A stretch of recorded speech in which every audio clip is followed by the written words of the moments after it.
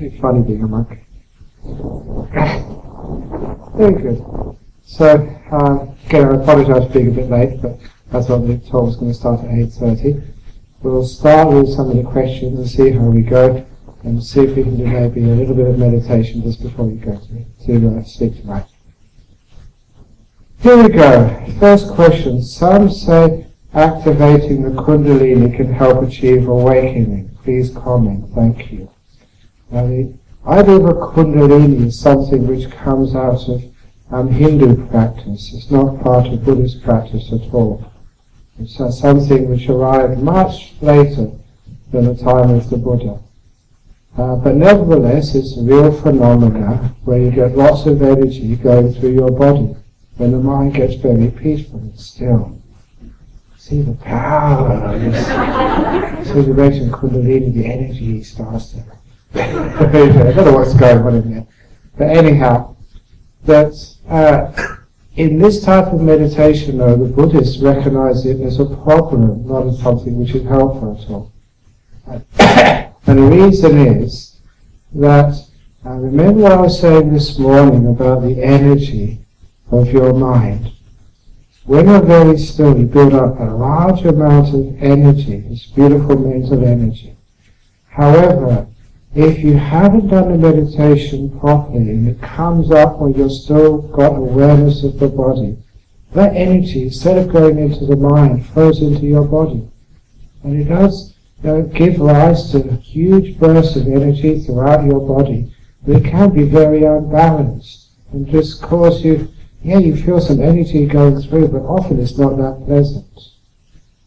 So the correct way of meditating for those who go into the very deep meditations is to keep the body so still that it disappears. So that you're left with the sixth sense, which isn't a movie.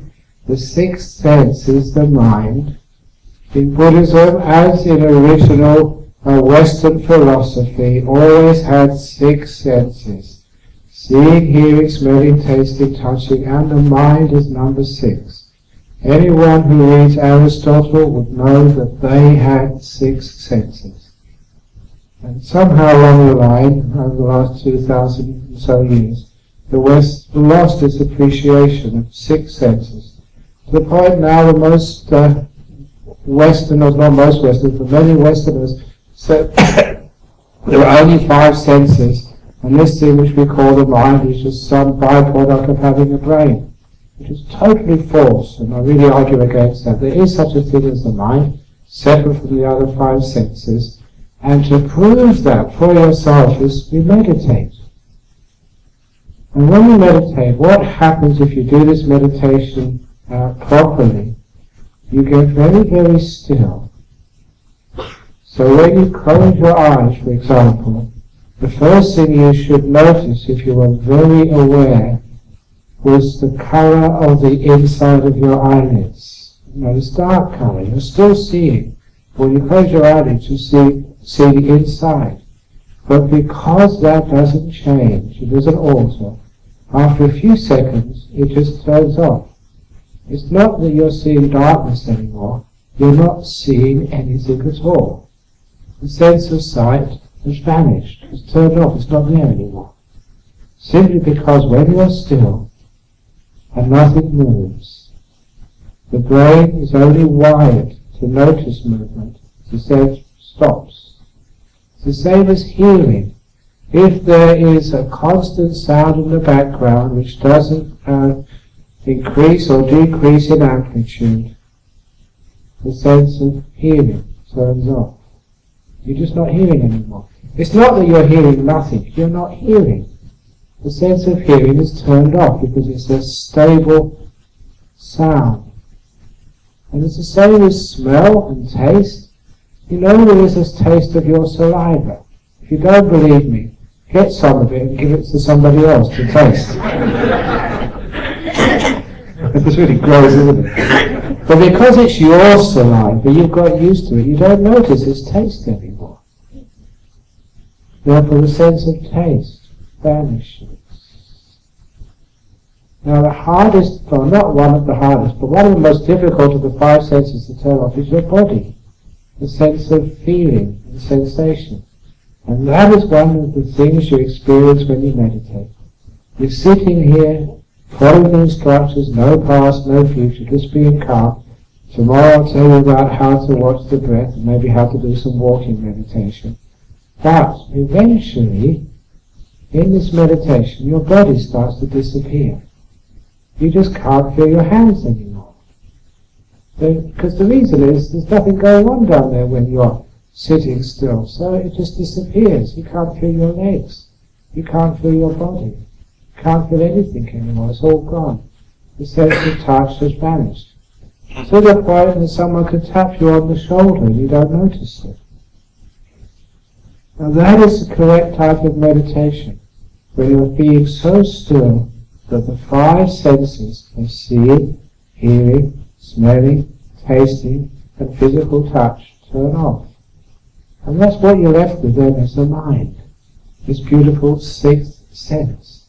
Not only is this empowering you, so you do get a strong, powerful mind and all the energy just goes into that and it's not wasted on the other senses.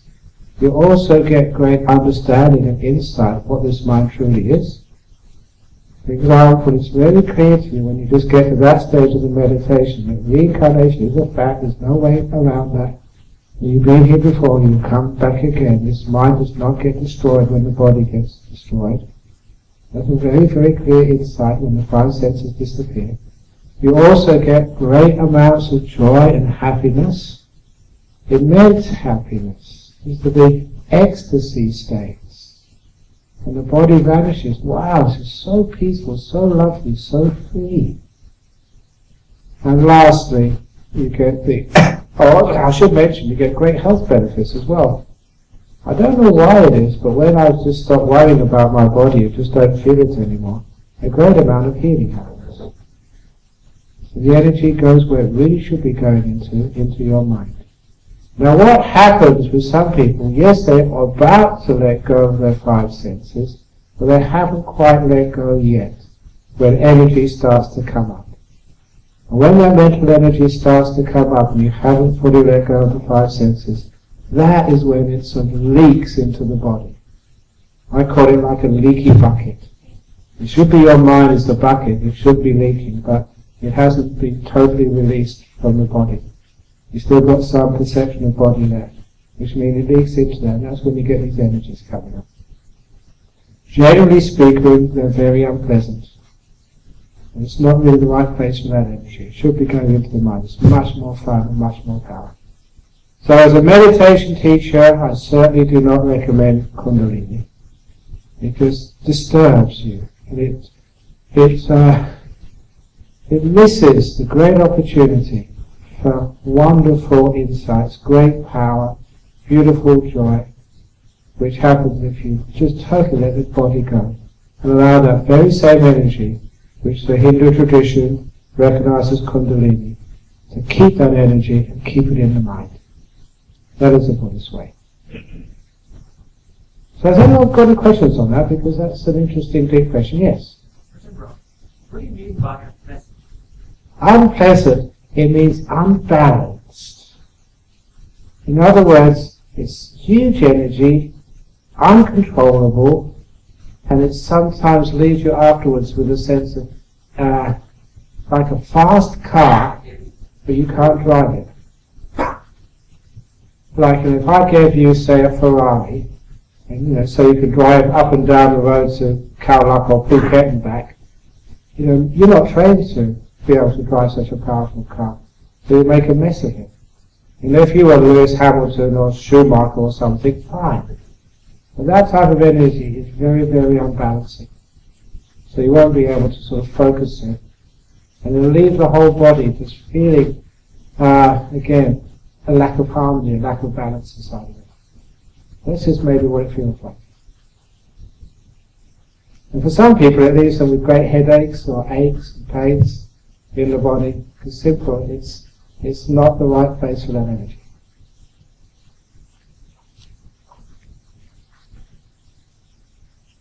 Very good. Yes, okay. What type of meditation is that?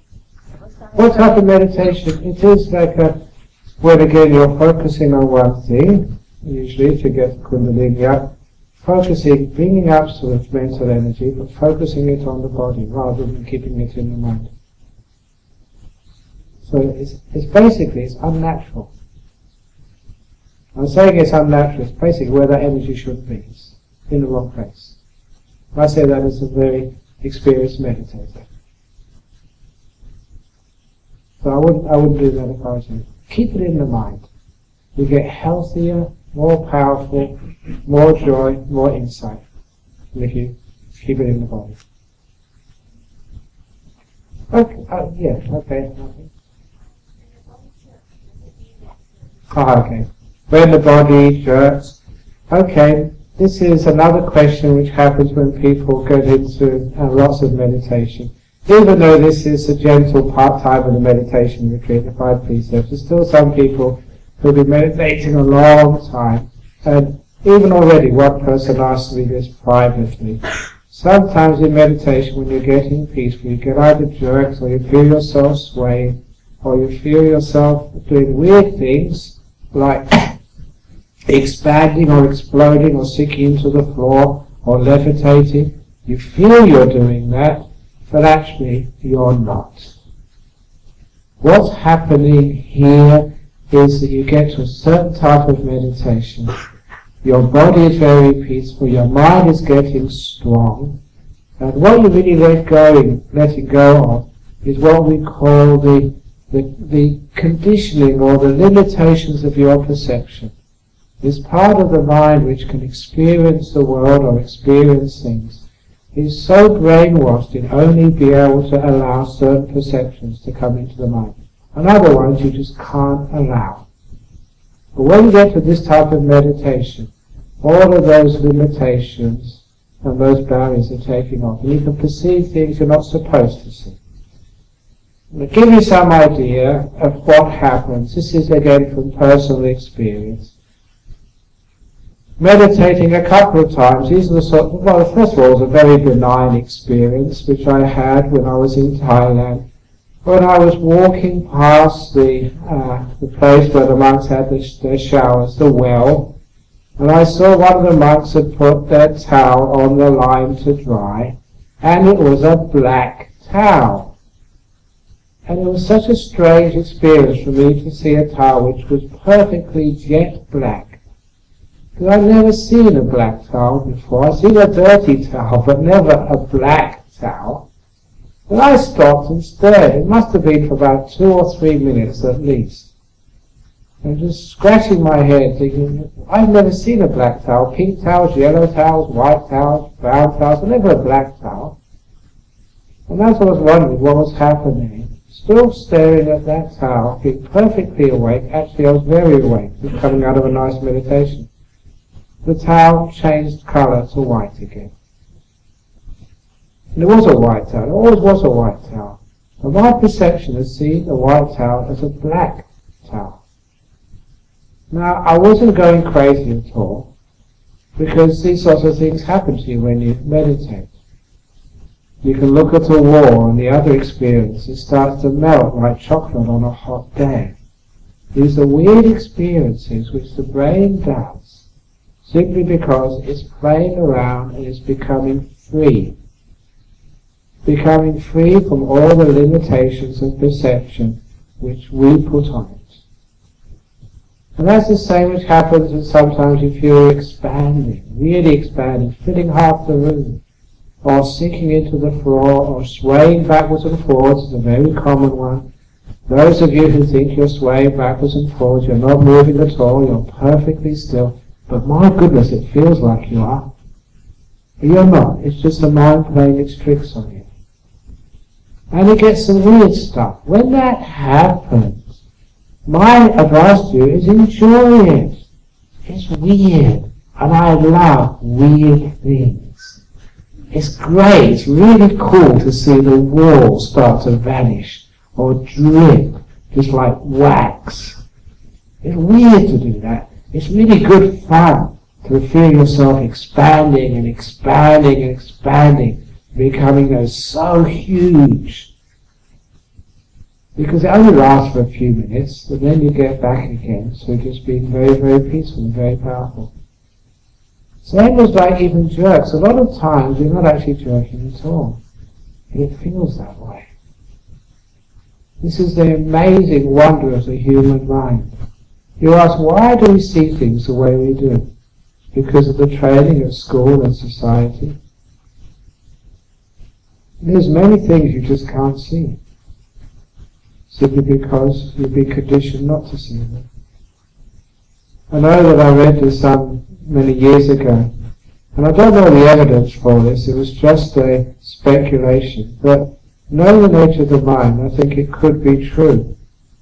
Well, they claimed that the indigenous tribe which saw the ships of Columbus off the island, I think, of Dominican Republic, that's where he landed, not in mainland America, not even Central America, but in the islands off America, they could not see those ships.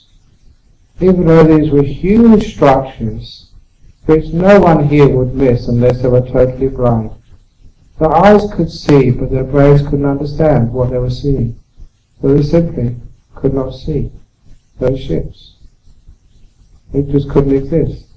Therefore, even though the eyes would see them, the perception just cut them off from the brain. Or the way that they say the indigenous Inuits, or we used to call the Eskimo, could see so many different types of snow. Well, I only know one type of snow. They see that because their perception has been trained to see things which I will never be able to see. This idea of perception is very wonderful and magical. And when you meditate, you not only you are strengthening it, but you're releasing it. You can see things you've never seen before. It's great fun. Weird, you're not going crazy, you're having a really great time. So if that happens to any of you, and you start to see a little stone in the garden start to fluoresce, or start to really become huge, amazing, wonderful, enjoy it. It doesn't last that long, and you don't go crazy, you get great benefits out of it. It's literally awesome to start experiencing the power of the human mind. And that's only just the tip of the iceberg when you start to see what else you can do with this human mind. So if there's any jerks there, let it happen. Enjoy it. See what happens next. Great fun. Those are great experiences in the mind. Especially when you get into the big meditation. Wow, here we go. It's amazing that there's some sort of synchronicity, because I just picked this piece of paper out at random, and the questions are always similar. Sometimes when I meditate, my body moves, circular front and back. I can will it to stop, but it'll start again. Why does this happen? What should I do? Exactly, actually, if I took a video of you, you find you weren't moving at all, you're perfectly still. That's hard to believe, whoever wrote that question, but that is absolutely true. You are perfectly still, but it really feels as if you are surfing around or moving. This is again what I just said. Your perception is becoming free. And you're seeing things, experiencing things which you're not supposed to experience. That's all it is. So don't will it to stop. Enjoy it. Let it be. Remember the rule of thumb in this retreat. You just let it be. Investigate it. Don't control it. And just see what happens. You're perfectly, absolutely, 110% safe. I have been teaching meditation for so many years now. Been a monk for 38 years. Amazing, I was teaching meditation for as soon as I became a monk. Even before I was a monk, I taught meditation. So I've got a long track record of teaching, and I haven't had a casualty yet. I've got 100% perfect record with my students. So which means that you are perfectly safe. So just enjoy it, see what happens. It's really good fun. See what happens next. You know, sometimes people think meditation is boring. Especially the kids, it's boring. Nothing. It was amazing if you see these amazing scenes. and you're flying through the air doing psychic battles with these demons and vampires and stuff. And you've got the power. And this is all happening while you're sitting here in this room doing absolutely nothing. That's really awesome. So let it happen. Not just swaying around, that's at the beginning. Get to the really nice, awesome stuff. So you can do it. But actually nothing's happening at all. It's just the mind is creating these images. And you're playing with them and having great fun.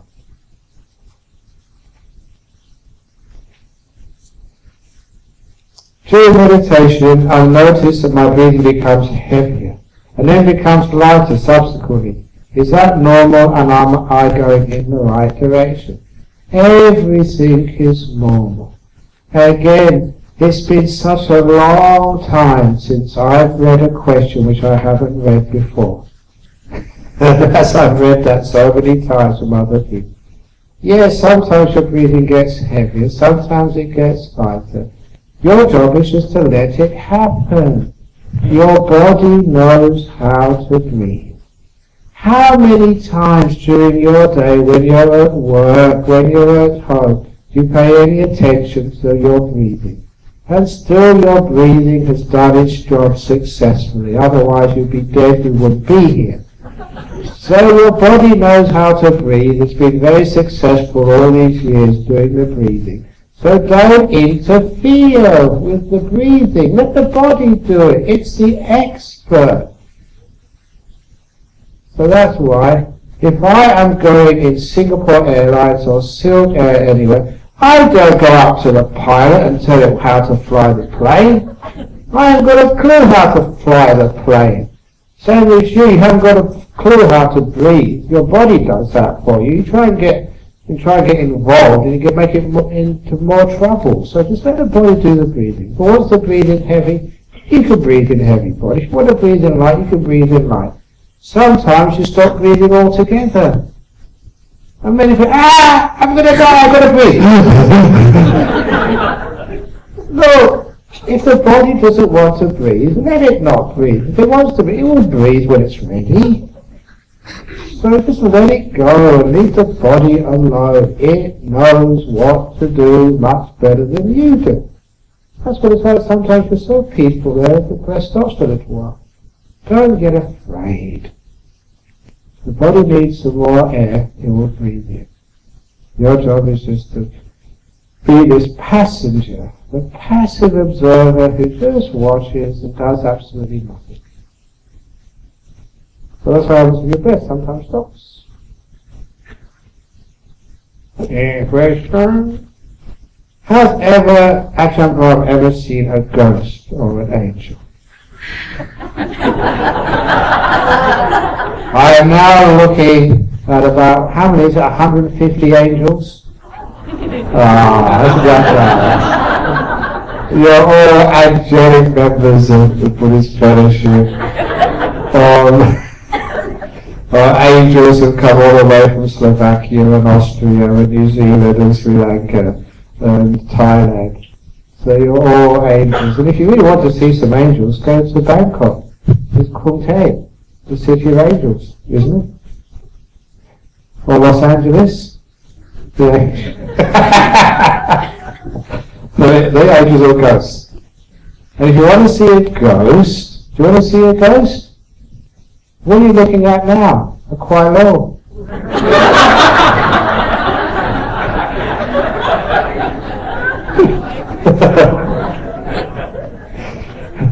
So now there really is a real ghost or a real angel.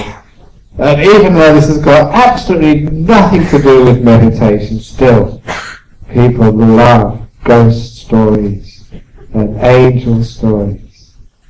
So for those of you who didn't hear this ghost story, this only happened last October. I did tell a few of you, about this ghost story, but this is a very recent personal ghost story from October 2011.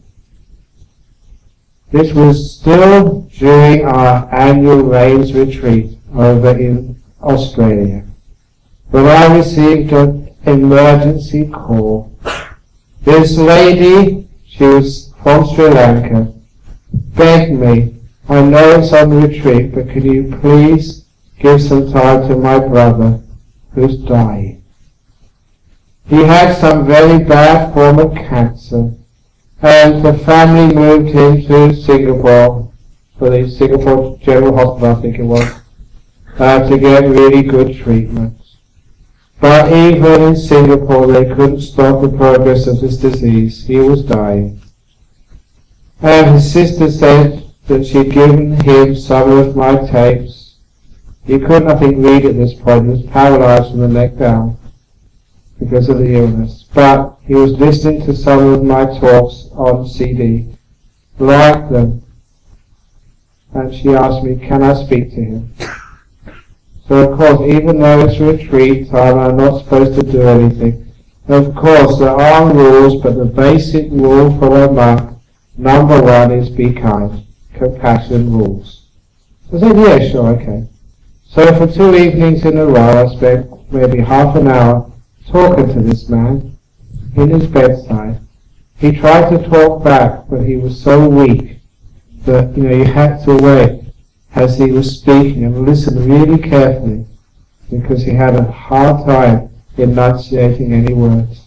So I did most of the talking and advice, telling him what death is like and what's going to happen to him and how to deal with it. And I managed to call him on the second evening as well. For the third evening he died. So it was wonderful to be able to speak to him just beforehand and give him some really good advice.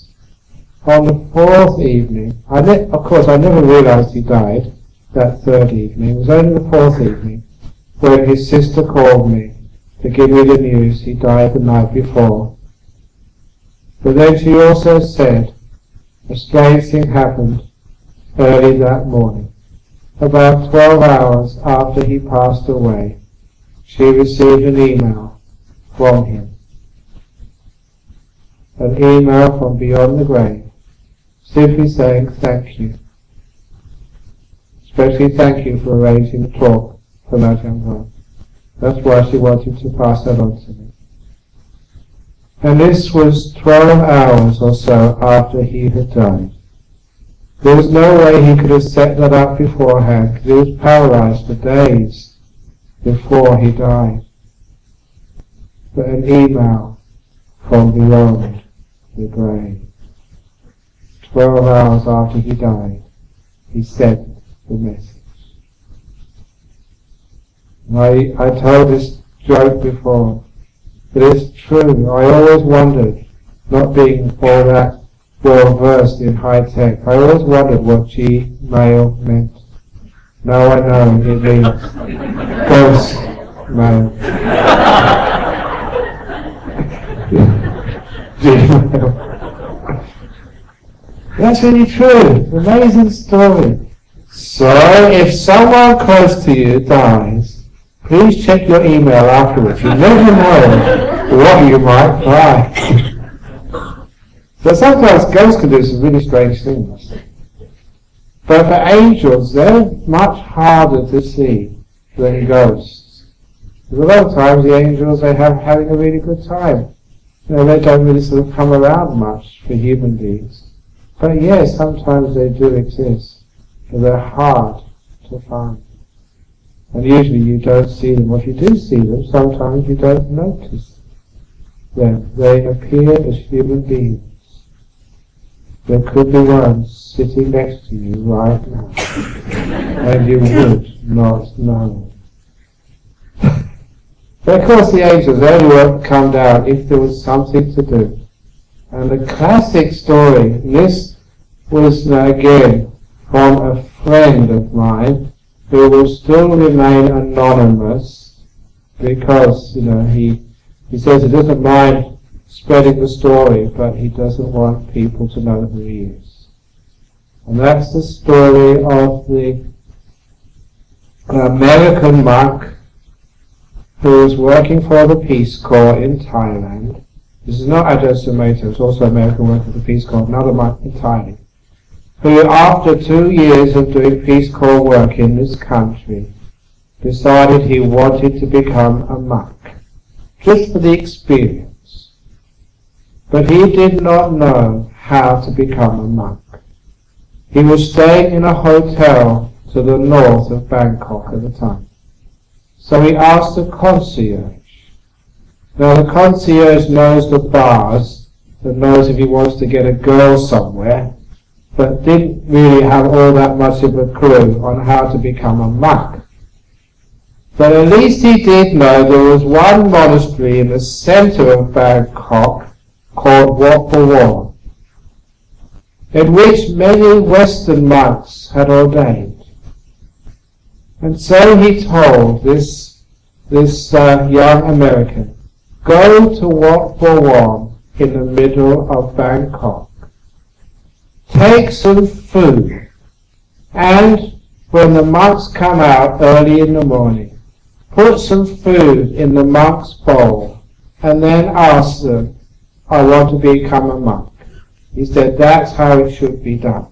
That's totally wrong, but nevertheless, that's what he did. So he went early in the morning, too early. The monks hadn't come out for alms round you. It was about 4 o'clock in the morning. You don't come out until dawn, or just after dawn. So there he was, walking up and down this deserted street. All the gates were locked, no monks around, wondering what to do next. When a Thai man approached him, and this Thai man spoke perfect English, and asked him what he was doing. When he said that he wanted to become a monk, and this is what he'd been told, this Thai man told him, the gates are not going to be open for a couple of hours. But nevertheless, I've got a key, I will let you in and show you around. So this Thai man opened the gates, and they went in together, and the Thai man sort of opened the door of the main hall, the main meditation hall, and it was also the main ceremonial hall where ordinations happened. And this was a very old temple, built a couple of 100 years ago. And as this man sort of entered, he turned on the lights and gave this young American a guided tour around this temple. And of course you all know in the Thai temples, as well as the Sri Lankan ones as well, they have these paintings on the wall. And many of those paintings are old stories from the Buddhist text known as the Jatakas. But the way in Thailand they paint just one picture, but that picture you've got to follow it like a cartoon to find out the sequence of events. You know, there is a chronological order. What happens first, then what happens second, what happens third, what happens fourth. And you've got to follow it around to find out the sequence of the story. And this Thai man knew the whole sequence and was an amazing amount of information about the stories. But he also knew why these paintings appeared, who sponsored them, and why. Maybe it's because of the death of a child, or because a father passed away, and they did that as merit for their family. And time flew by, and by the time they got to the last mural, the Thai man said, look, the monks are going to come out in another 5 minutes. You go out the gate, I will turn off the lights and lock up. Look out for this old monk, he's the abbot or the secretary or something. Put food in his bowl and ask him, and he will help you. And that's what this monk did, while the layperson turned off the lights and locked up. And, just as he predicted, this old monk came out, put food in the bowl. Monk said, wait for me till I come back and I'll take you inside. So he took him inside the temple and started learning all of the chants and all the processes needed for becoming a monk. But remember, this was maybe 30 years ago. So the monk they gave him to teach him the chanting could not pronounce English very well. So much so that this American was getting more and more confused. So he asked him, he said, look, is there not someone else who can speak English better? Because, I'm finding it hard to understand what I'm supposed to be doing. And the monk said, I've got the best English in the whole monastery here. And that's when the Americans said, well, what about that temple boy, the attendant who let me in? And that's the first time he told what happened that early in that morning. And the monk said, what temple boy? The one who had the keys for the gate and opened up and let me have a look inside. And at that, the monk took him straight to the abbot's office and told him to relate the story to the abbot. The abbot only heard half of it before he stopped him, called the secretary, and asked him to begin again, to take this all down. Because there is no layperson has the keys to that gate, or to the hall. That particular gate, as maybe Diri Yupa from Bangkok knows, that's the King's Gate in Wat Pawan. Even I know that. Only royalty are allowed through that gate. Wat Pawan is a temple where the kings of Thailand are ordained, and royalty as well. It's a royal temple. Only they enter through that gate when they do some sort of ceremony or ordination or do a continuous ceremony there. That's the only people allowed in. And only the abbot and maybe the secretary has the key. And only they have the key to the hall. And actually you can't turn the lights on there where you're supposed to turn them on. And not even the old abbot knew all the stories of those paintings. So the abbot, when he finished the story, asked him, what did that man look like? And like many Westerners would say, he'd only just been in Thailand a short time. He said they all look the same. How do I know? Dark hair. But what was he dressing? He said actually the dress was really strange because it was old-fashioned dress. But what did he look like? And this is actually true. This was what the monk said. He said he was just trying to find words to describe what this Thai man looked like. When he was, you know what you do when you're thinking, you look around. And that's when he froze. You saw the painting on the wall of that man. So it's him. He was the guy. Who is he? That was King Rama V. An old king of Thailand. That's why he could go through that gate. He was royalty. And he knew about those paintings because he was there at the time when they were commissioned. And that was a true story of a Thai king. Died maybe 150 years ago? Over 150 years ago.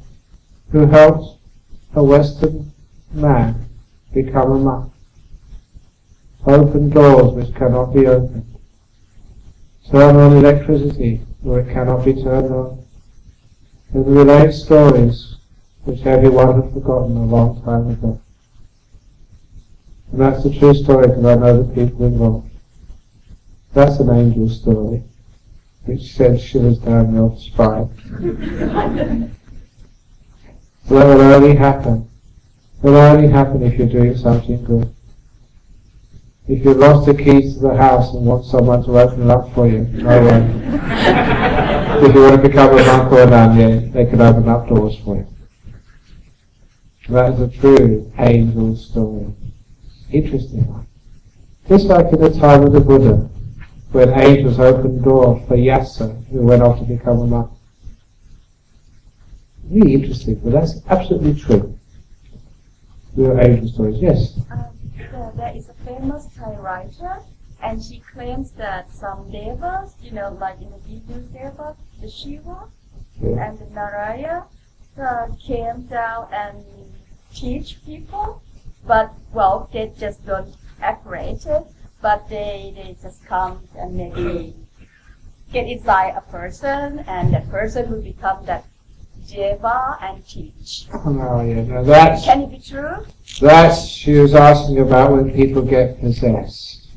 Kind of, yes. Yeah, and so when people get possessed and they start talking in strange words, and strange tones of voice.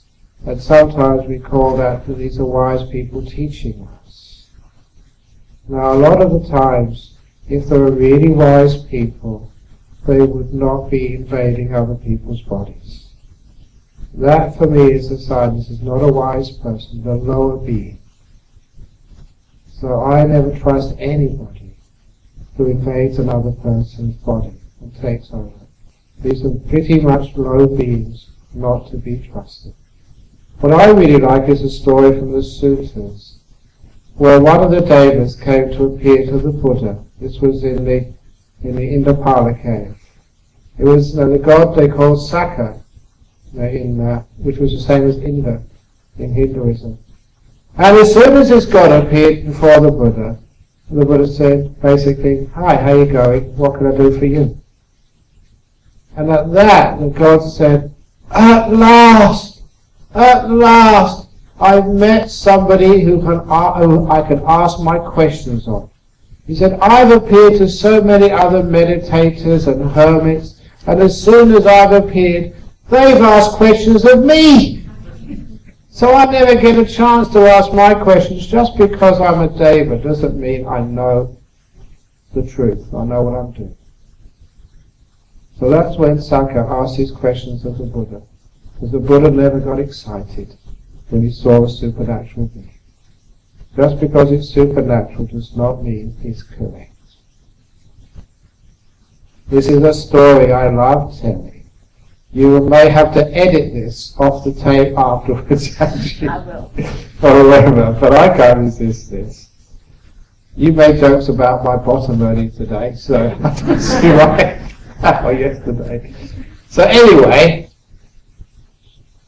this person got into a very good meditation and started hearing the sound of a supernatural being.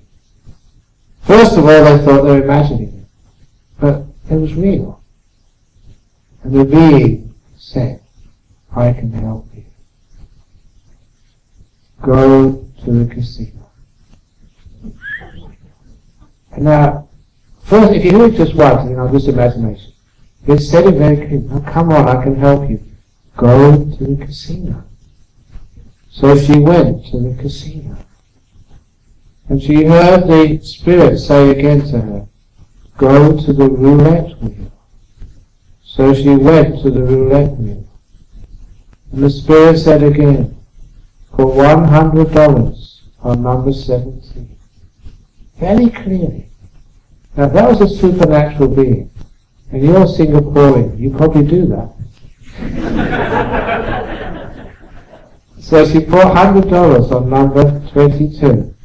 And this croupier, whatever they call it, puts the ball, spins the wheel, and went round and round. And where did that little ball fall? Number 22. It won. And the being said, "Put all the winnings on number 17. And all the winnings on number 17. So she put all the chips on number 17. So put the ball in the wheel, span it round, went all the way around, fell into number 17 again. She was making a fortune. Put all the winnings on number 9. She heard the Spirit say, very clear, number 9. And they put all on number 9, put the ball in the roulette wheel, they spun it round, went round and round, and that ball fell into number 9, but bounced out into the number next to it. And she heard the Spirit say very, very clearly, "Oh shit."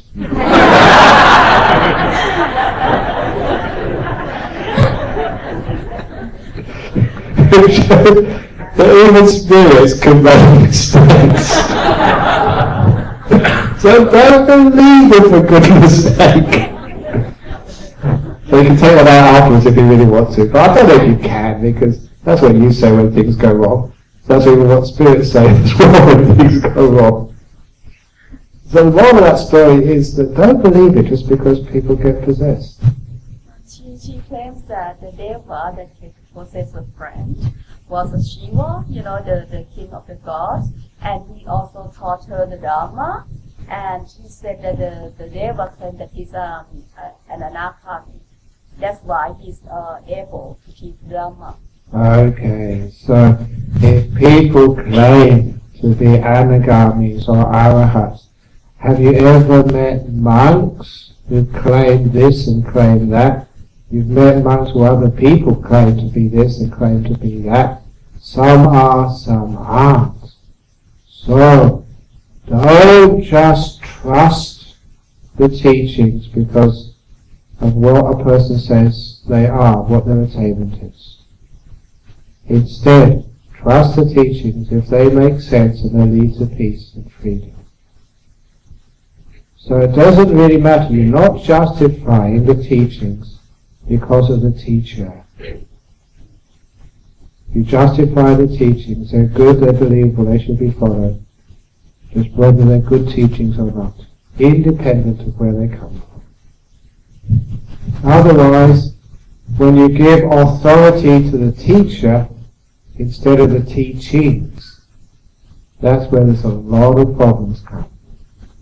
That's what we call guru worship. You have a guru, and your guru says, do this and do that. This happened in England, I was told. In the monastery in Amaravati, they had such a strong hierarchy there, you just did what you were told. When one of the nuns told her driver, go straight ahead of the roundabout, the driver did just that. Never went round, but went straight over the roundabout. That's not what I meant by going straight ahead. But sometimes people can be so stupid, whatever their teacher says, they follow it 100% to the letter, rather than understanding what their teacher really meant. Especially those of you who got too much faith in Ajahn Brahm. Whatever I say, oh, it must be right. So when I say that fish and chips is the most important food in the whole world, that's a joke, for goodness sake. Don't say, oh, Ajahn Brahm eats fish and chips, therefore I must eat fish and chips. We must all eat fish and chips. We must all drink tea, otherwise we'll never get enlightened. No, have coffee and noodles, whatever you want. But that's the trouble with gurus. Sometimes we listen to the guru rather than listen to the teachings. So be careful there. It doesn't matter what the teachings are, whether they come from a supernatural being, from a monk, from a nun, or just from an ordinary person who you think is a nobody. If they're good teachings, follow them. Now, I don't know if you know this story, but this was one of the stories from basic Buddhism which really inspired me. And I try and follow. You know, the second monk in the time of the Buddha, the one who was the wisest next to the Buddha himself, was a monk called Sariputta. And in this story, Sariputta was going on alms round, walking into the village. And this little novice monk, maybe about 12, 13 years of age, said to Sariputta, he said, you're badly dressed. Your lower robe is not on properly. Now remember, Sariputta was this powerful monk, enlightened, so wise. Now, number 2 in the hierarchy of Buddhism, next to the Buddha. And what did Sariputta say? You're right. There is something wrong with my robe. So he immediately went behind a bush, adjusted his robe, came out, and then put his hand up and said, thank you, teacher, to this little novice. And that's a part of Buddhism which we don't talk about enough. You put me up here, I'm high. But if you tell me something, I think, oh good, you're right, thank you so much. I would say, thank you, Ajahn Brahm. Could you take that as a tiger? Difficult, but if you're a Buddhist, you can very easily. Because this is actually the marvelous thing. The hierarchy, the Dhamma, the teachings, the truth is higher than any monk or nun or teacher. So please, don't worship the teachers. Worship the teachings. What the Buddha said in the Mahaparinibbana Sutta before he died. When people asked him, once you die, who's going to take over? Who's going to lead Buddhism? Once you passed away, and you know what the Buddha said? The Dhamma and the Vinaya, the teachings, they will be your leader once I've gone. Now that was an amazing thing which the Buddha said. And it stopped all this idea of having popes and Sangharajas and Mahanayakas in Sri Lanka and bosses and popes and cardinals. The teacher is not Ajahn Brahm, it's the Dhamma. It's not Saka, the king of the gods, at Anagam, it's Dhamma Vinaya. Let that be your teacher. Otherwise you'll destroy Buddhism by having too many gurus.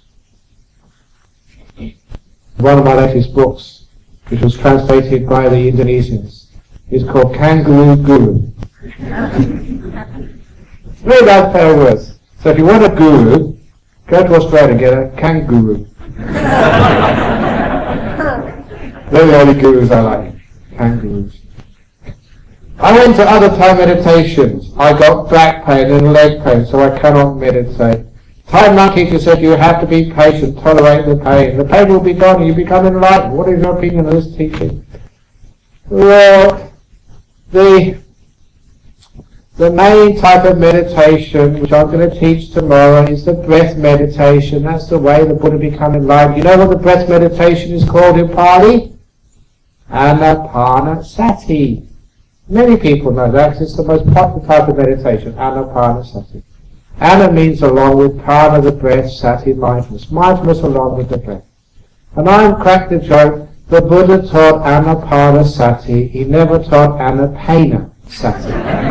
Mindfulness along with the pain. He never did that at all. So please don't do Anapanasati, which is what you're suggesting here. You've got back pain and leg pain, so I cannot meditate. What happens if monks or nuns or lay teachers start doing that sort of teaching? It will turn people off meditation. You won't want to come to a meditation retreat ever again, and you will tell your friends that meditation will have this terrible reputation, it's just torture. And who would want to meditate? Who would want to spend few days, which are very hard to get in your busy lives, just enjoying back pain or leg pain? In fact, if you do that these days and get people to endure pain, you're likely to get into big trouble with Amnesty International and the International Court of Human Rights, because that is the method used in Guantanamo Bay, prolonged stress position, used to torture people.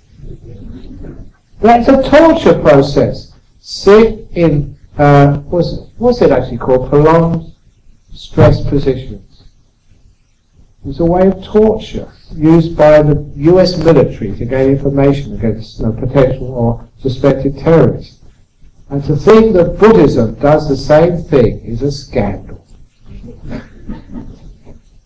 The Buddha was compassionate and kind. If the Buddha was here and you had a bad back, what would the Buddha say? Would he say enjoy? He said, no, just lie down or sit on a chair, you poor thing. That's what the Buddha would say. And it's true, you don't get enlightened through enduring pain. That is what the Buddha tried to do for 6 years before he became a Buddha. Enduring pain for 6 years, fasting, sitting, enduring this pain and that pain.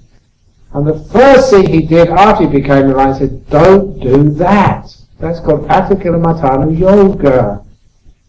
One of the extremes. He said, use the middle way. The way of pain is one of the two extremes. So don't do that. Otherwise you'll just get into more problems. One of my friends, he's an abbot of one of the monasteries in England. I don't like saying that, it's Ajahn Munindo, if you read about him. That's what he did. He decided to sit through the pain in his knees. I was there at the time.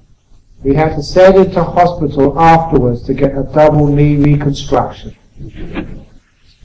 Like absolutely dummy stuff. If you want to be a dummy, fine, just go and enjoy the pain. If you want to be enlightened, move. Just basic common sense.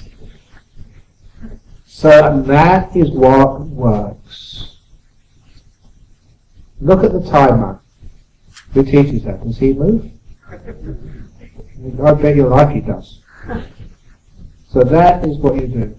Not patience, not tolerance, use common sense and wisdom.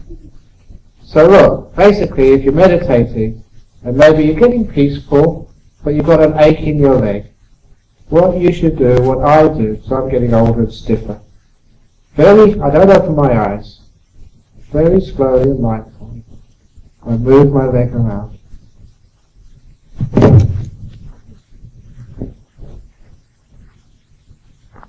That took about 20 seconds. I lost a bit of my stillness, but now I've got no pain. And soon, maybe another 20-30 seconds, I go back to where I was before I started moving. And from there I can go much deeper. That's how I practice. It's much better than trying to endure. If you endure, the pain gets worse and worse and worse. You never get into still, peaceful meditation. And also you get an aversion to meditation. It doesn't work. Some good questions tonight, but I better hurry up because there's a heaps more. Yeah? Sorry. Go. Yeah, sure. Yeah. With legs and things like that, you can adjust. But what if every time you try and meditate, you have headache? Okay, no. Yeah, the headache type of meditation, the first time I experienced that, I've never had headaches when I've been meditating. For all the time I started meditating, because I was taught in a very good way to begin with. The first time I encountered that was when I went to Malaysia, and people started calling it samadhi headache. And I thought, what on earth have you guys been doing? Because that's nothing to do with Buddhism at all. What it means is you're putting far too much effort into your meditation. You're not putting the cup down. You are holding it. It's got getting still. You're trying. Many people in Singapore and Malaysia, you have to work so hard. You've been so highly motivated to get where you are in your career that you just find it so difficult just to put things down. When you want to achieve something, you do it. And that attitude might work in life, it does not work in meditation.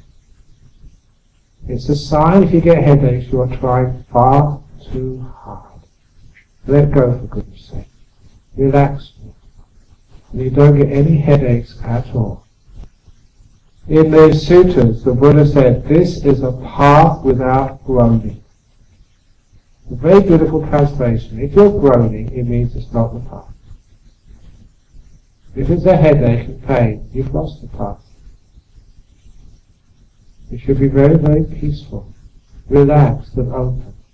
If you start off with a headache, fair enough, you're going to have a headache during the meditation, but with skill you can let it go and it can disappear during the meditation. But if you start with no headache and somehow or other a headache comes during your meditation, there's something wrong with your meditation. Trying too hard, struggling.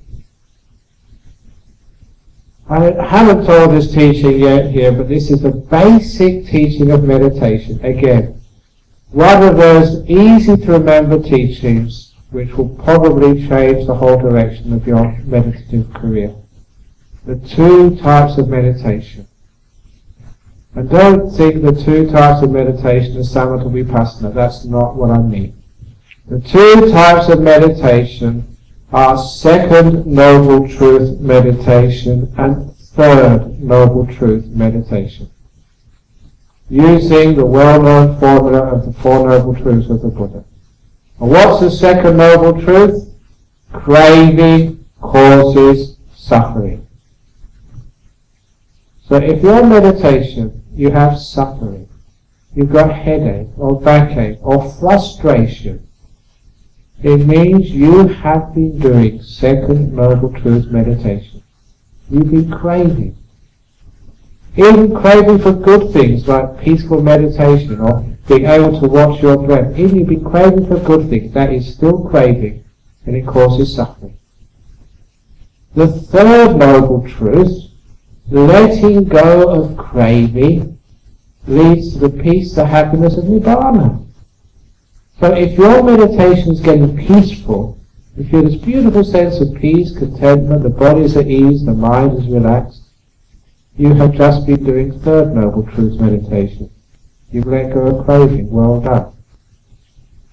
So those of you who want to know what actually is letting go of craving, it's that which produces the peaceful meditation. So if you're very peaceful, you're having a really good meditation, you've just been doing some letting go. That is what we mean by letting go. That is third noble truth meditation. But if you're getting tightness in the head or the body, or you're getting frustrated, you think, I can't meditate, this meditation's not working. If you're suffering, that means you've just done second noble truth meditation. You've been wanting something. That's a very, very good understanding of what the two types of meditation are. Letting go, putting things down, everything is peaceful, body is relaxed, mind is free. You want something, you get tense, you get headaches, you get frustrated, and you think, I can't meditate. Everybody can meditate. Some people just don't do it the right way. And they do second noble truth meditation rather than third noble truth. Please understand that, because that just changes the whole idea of meditation. And many people who never meditated before now get it. I'll get on a bit because I've only done about 4 or 5 questions and there's about 20 to go. But anyway, when it gets too late, what's the time now? 9:30. Shall we have a tea break? I mean the toilet break? Sorry? Sounds good. Okay, so remember, we're now going to do some letting go.